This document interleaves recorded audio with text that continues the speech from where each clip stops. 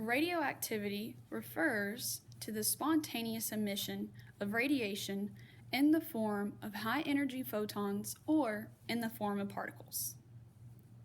To clarify, spontaneous means without outside or external assistance. Photons are small particles of electromagnetic radiation, such as light, and particles you can think of as being small portions of matter.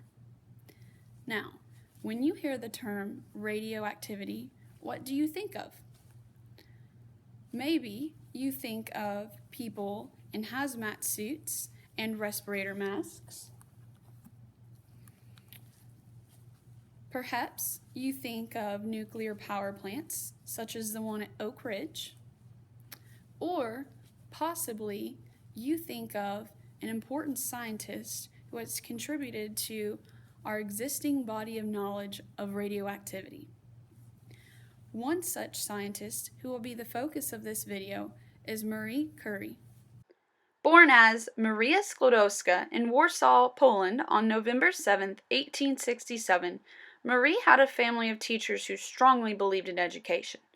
In 1891, Marie traveled to Paris to study physics and the mathematical sciences at the Sorbonne, also known as the University of Paris. It was here in 1894 where Marie had met Pierre Curie, who was the professor in the School of Physics, and Pierre and Marie were wed the following year. The two formed a strong scientific duo, and inspired by Henri Becquerel's 1896 discovery of radioactivity, the pair began working with the uranium-containing radioactive mineral pitchblende and found that the mineral was more radioactive than uranium alone. This led them to discovery of the elements polonium and radium in 1898. The couple's research was rewarded in 1903 as they both, along with Henri Becquerel, received the Nobel Prize in Physics for their work in radioactivity. With this awarding, Marie became the first woman to win a Nobel Prize. Following the discovery of the radioactive elements, the Curies continued to study polonium and radium for their properties. However, in 1906, tragedy struck and Pierre was trampled to death when he accidentally stepped in front of a horse carriage. Nevertheless, despite her tremendous grief, Marie continued their work, and she even took over Pierre's former teaching position at Sorbonne University. Marie's work led her to yet another Nobel Prize in 1911, this time in chemistry for the discovery of polonium and radium. You see, in 1910, Marie had successfully produced radium as a pure metal, thereby undeniably proving this element's existence. Furthermore, she documented various properties of radioactive elements and compounds containing these elements. Her work was extremely groundbreaking, as radioactive elements and compounds have become key sources of radiation in scientific experiments and in the field of medicine. Radium, for instance, is used to produce radon, a radioactive gas which is used to treat some forms of cancer. After years of research and work, Marie passed away on July 4, 1936, at the age of 67. Marie died due to a disease called aplastic anemia, which is when the body stops making new blood cells. It is believed that this disease was brought on by a prolonged exposure to radiation, and some accounts even state that Marie was known to carry test tubes filled with radium in her coat pocket. Regardless, years of exposure to radiation certainly took a toll on her health. Nowadays, Marie is a prominent figure in the scientific community, and she is arguably the most famous female scientist.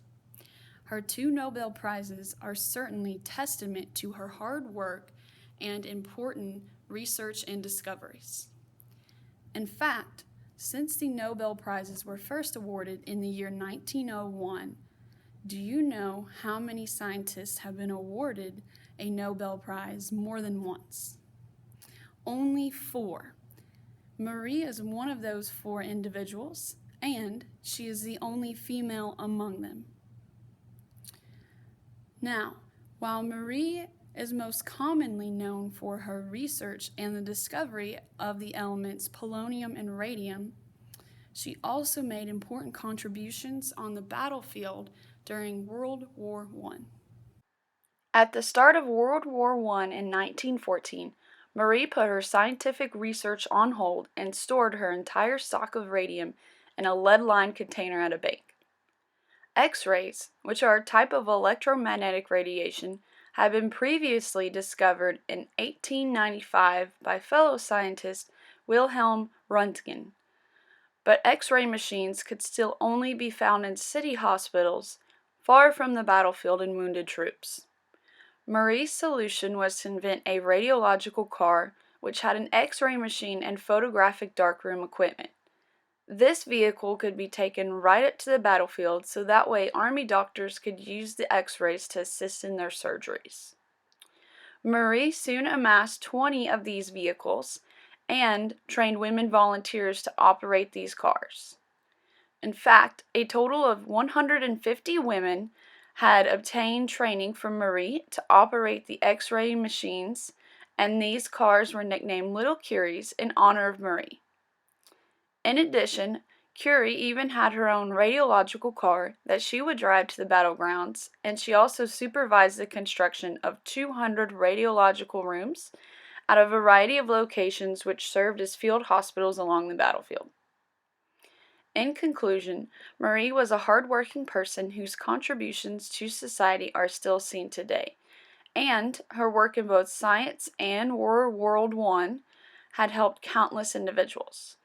Her legacy certainly lives on in the practical applications of her findings, which are still used today in a variety of experiments and throughout healthcare.